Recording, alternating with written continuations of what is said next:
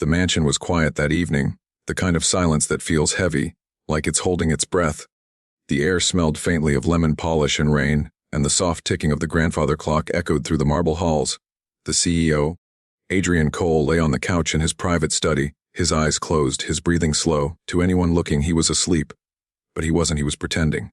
Adrian had built his empire from nothing, a billion-dollar company, luxury cars, houses scattered across continents. Yet inside he felt emptier than he ever had. His wife had left him years ago, tired of living in a world of meetings and headlines. His family barely spoke to him, only reaching out when they needed something. Even the people who worked for him treated him like a god, not a man. Everyone except one. Her name was Leela, the shy maid, quiet, always polite, barely looking anyone in the eye. She had been working in his mansion for 8 months. Adrian barely noticed her at first, but lately he found himself watching, not in the way men watch women, but in the way lonely people watch kindness. She was different. She hummed softly when she worked, talked gently to the plants as she watered them, and somehow managed to bring warmth to even the coldest corners of his home. But there was one thing that bothered him. Every time he entered a room, she froze, avoided his gaze, and lowered her head. She never spoke unless spoken to, never asked for anything, and always left before he could thank her. It wasn't just shyness, it felt like fear, and he didn't know why. That night, after another long day of meetings and fake smiles, he decided to test her. He wanted to see what she did when no one was watching. So he stayed on the couch, head tilted, eyes closed, pretending to sleep. He heard her footsteps before he saw her, soft, careful, the sound of someone used to tiptoeing through life. She entered the study unaware he was awake. He could smell the faint scent of lavender, her perfume, simple but comforting. She started tidying up quietly, collecting the papers he had left scattered on the floor, dusting around the bookshelves. Then she stopped near him. Adrian could feel her standing close, so close he could sense the warmth of her presence. For a moment she didn't move. Then he heard her whisper, so soft it was almost lost to the sound of rain outside. "You look so tired," she said. "You always do?" Adrian's chest tightened. Her voice was filled with something he hadn't heard in years, genuine care. She sighed softly. "You work so hard, Mr. Cole. I wish you'd let yourself rest." Then something happened that froze him completely. He felt a light touch, her hand brushing a strand of hair from his forehead, gentle trembling. She didn't know he was awake, and for a moment, he thought she might just walk away. But she didn't. Instead, she took the blanket folded on the armrest and carefully draped it over him. Her fingers lingered for a moment, not out of affection, but as if she wanted to take away his pain, and didn't know how. Adrian's heart ached in a way he couldn't explain. No one had done that for him in years. Not his assistants, not his friends, not even his family. He had become a symbol, a name, a face on the cover of magazines, but not a person. And now this quiet, invisible girl had reminded him what it felt like to be human. As she turned to leave, she stopped again, looking at the photo on his desk. A picture of him and his younger sister from years ago. Leela picked it up gently and smiled sadly. "You were happier then," she whispered. "I hope you find that again." Adrian almost spoke then, but something in her tone stopped him. It wasn't pity. It was understanding. She set the photo back down, gave one last look at him, and walked out. When the door closed, Adrian opened his eyes. For the first time in a long time, he didn't feel like a CEO. He felt like a man the next morning. He couldn't look at her the same. He wanted to thank her, to say something, anything. But every time he tried, she bowed her head and hurried away. It became a strange, silent game between them. He'd catch glimpses of her in the hallways, in the kitchen, in the garden, always busy, always quiet. But her eyes, there was something behind them. Something sad. Days passed and Adrian found himself asking about her, quietly, through his staff. They didn't know much. She never talked about herself. Just that she lived in a small apartment outside the city, took double shifts, and always sent money home.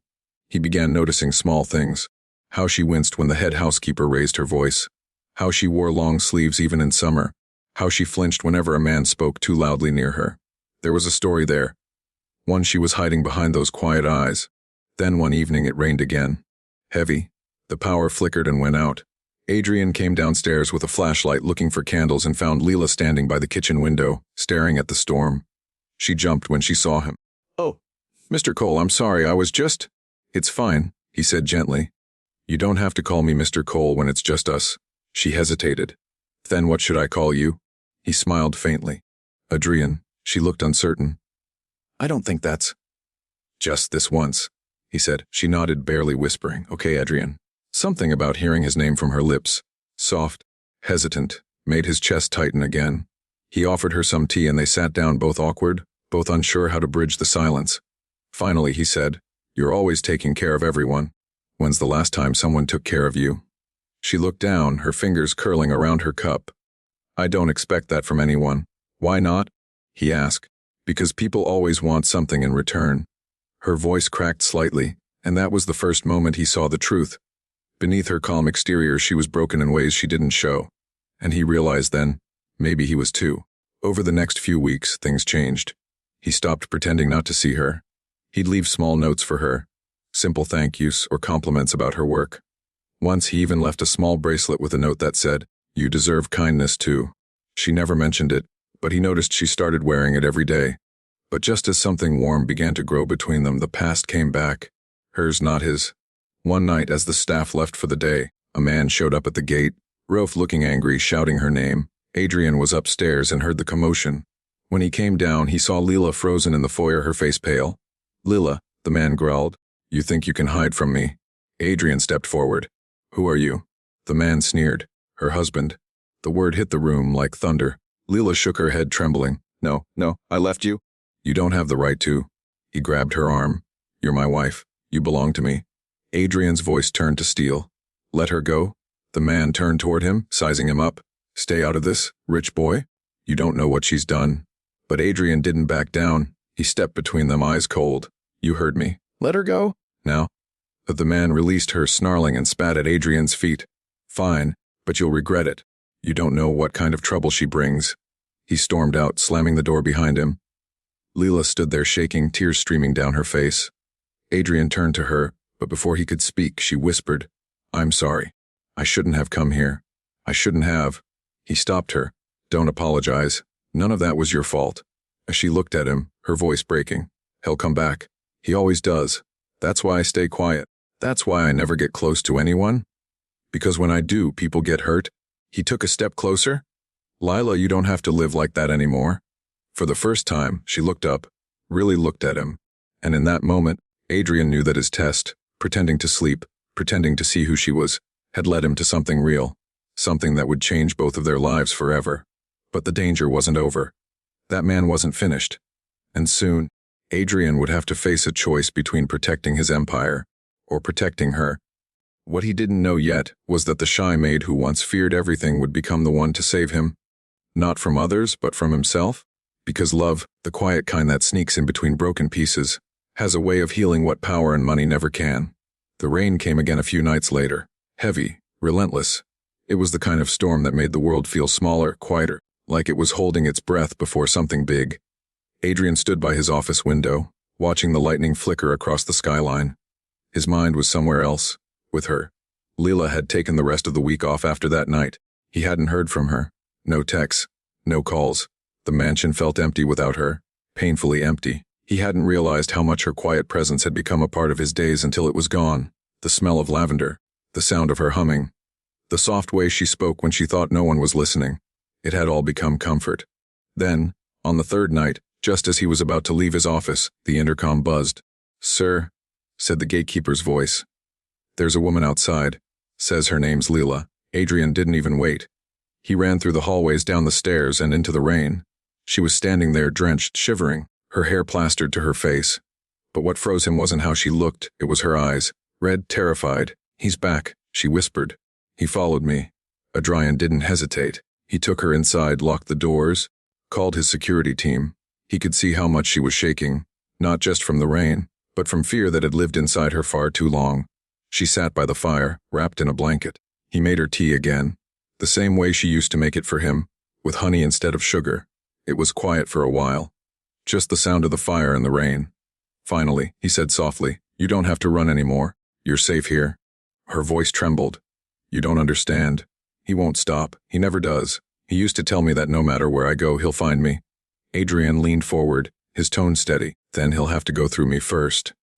She looked at him, really looked, and for the first time he saw a spark in her eyes, a mix of fear and something stronger. Hope. That night, she told him everything. Her husband, if he could even be called that, had been abusive. Controlling. He'd taken her money, her freedom, her family. When she finally escaped, she started over under a new name. She cleaned houses, stayed quiet, and never trusted anyone again, until she met Adrian. I didn't mean to care about you, she said quietly, eyes glistening. But you were kind, even when you didn't have to be. Adrian swallowed hard. You cared about me? She nodded slightly. Yes, but I knew nothing good ever comes when I care. I thought maybe it's safer if you never know. He smiled faintly. Too late for that. For a long time they sat in silence, the kind that doesn't need words. Days passed. Leela stayed in the mansion while Adrian's legal team filed a restraining order. His security doubled. But deep down, Adrian knew men like that didn't give up easily. And he was right. One evening, Adrian was at a charity event downtown when his phone buzzed. A message from his guard, emergency. Intruder at the house. His heart stopped. He rushed out, ignoring cameras, ignoring reporters shouting his name. When he reached the mansion, police lights flashed across the driveway. The gates were open. Inside, the place was a mess. Broken glass, overturned chairs, muddy footprints. And there, in the middle of the chaos, stood Leela, unharmed, but trembling, and the man who had haunted her, now handcuffed on the floor. Adrian walked straight to her. Are you hurt? She shook her head, tears welling up. No, but you should have seen him. He tried to break in through the kitchen. The guards came just in time. I thought this would never end. He looked at her, and something inside him broke, not in pain but in release. It's over now, he said softly. He can't hurt you anymore. But as the police took the man away, Leela sank to the floor sobbing. Adrian knelt beside her, wrapping his arms around her carefully, as if afraid she might shatter. I'm so tired, she whispered. I'm tired of running, of being afraid, of never being enough. He held her tighter. You are enough, Leela. You always were. In that moment, something shifted between them. It wasn't about boss and maid anymore. It wasn't about class or power. It was about two broken souls finding peace in each other's presence. Weeks turned into months. The mansion changed, not in structure but in spirit. Adrian laughed more. The staff smiled more. There was music again, sunlight, life. And Leela, she was different too. She started smiling openly. She painted again. She even taught him how to cook. Terribly, but she tried. One afternoon, as they were cleaning up after dinner, she teased, You're really not good at this, Adrian? He chuckled. I'm a billionaire, not a chef. Maybe that's the problem, she said with a grin. You've been rich too long. He looked at her, smiling softly. You make me forget about all that. About money. About everything that used to matter. And then, after all those months of quiet glances and unspoken feelings, he finally said it. I love you, Leela. She froze, her hands stilling over the dishes. When she looked up, her eyes were shining. You don't mean that. I do, he said, stepping closer. I've built companies, bought everything I ever wanted, but the only thing I ever needed was you. For the first time, she didn't look away. Tears fell, but she smiled through them. I love you too, she whispered. They didn't need a grand gesture, no music, no fireworks, just the sound of rain starting again outside. The same rain that had brought them together, the same storm that once broke them both, now washing it all away. Months later, their story made quiet headlines. The billionaire who fell for his maid. The world turned it into gossip, but those who truly knew them saw something else, redemption, healing. Leela didn't quit her job immediately. She wanted to finish it with pride. Adrian didn't care about the whispers, the jokes from his business rivals. For once, he was at peace. Years later, they would often sit together on the same couch where it all began, where he once pretended to sleep, and she once whispered words that changed everything. You remember that night? She'd say, smiling. How could I forget? He'd reply. You saved me before I even knew I needed saving. And she'd laugh softly the way she always did. I just covered you with a blanket. He'd shake his head, eyes warm. No, you covered my heart. In the end, the story wasn't about a rich man testing his maid. It was about two souls, one hiding behind wealth, the other behind silence, finding the courage to be seen. Because sometimes, the people who seem the smallest end up saving the biggest hearts. And sometimes love doesn't begin with a kiss. It begins with kindness.